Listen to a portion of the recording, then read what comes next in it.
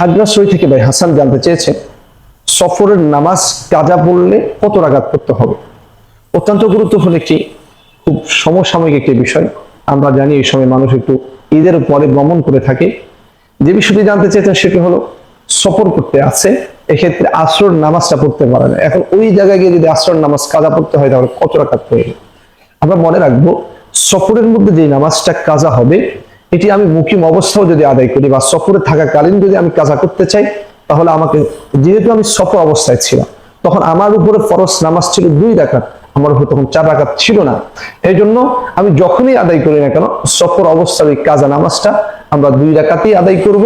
সেটি মুকিম অবস্থায় আদায় করি বা সফর অবস্থায় অন্য ওয়াক্তে সেটা আদায় করি না কেন, আমরা সফরের কাজা নামাজটা অর্থাৎ যে অবস্থায় যে নামাজটা আমার উপর ফরজ হয়েছে সেই নামাজটা আমি সেভাবে আদায় করবো। ধরুন আপনি ফরজ নামাজ এই মুকিম অবস্থায় অর্থাৎ যখন সফর করেন মুকিমের সময় আপনার একদিনের জোহরের নামাজ মিস হয়েছে, এখন আপনি সফরের সময় অবসর রয়েছেন, তখন আপনি সফর অবস্থায় কি সেই নামাজ 2 রাকাত পড়বেন না, যেহেতু এটা আপনার মুকিমের অবস্থায় এটা কাজা হয়েছে আপনি এই নামাজটা সফর অবস্থায় পড়তে গেলে 4 রাকাতই পড়ে দিতে হবে। কারণ এই নামাজটি যখন আপনার কাছ থেকে ফরজ হয়েছে তখন আপনার উপর ফরজ ছিল 4 রাকাত, তখন আপনি মুকিম ছিলেন, সফর অবস্থা আদায় করলে সেটা 4 রাকাত আদায় করতে হবে।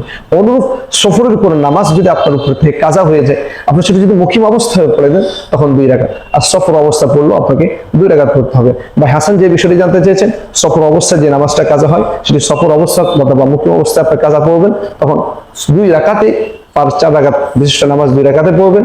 আল্লাহ তাআলা আমাদের সকলকে সফরের কেন্দ্রিক যতগুলো মাসআলা রয়েছে মাসআলাগুলো জানার সেই তৌফিক দান করুন। আসসালামু আলাইকুম ওয়া রাহমাতুল্লাহি ওয়া বারাকাতুহু।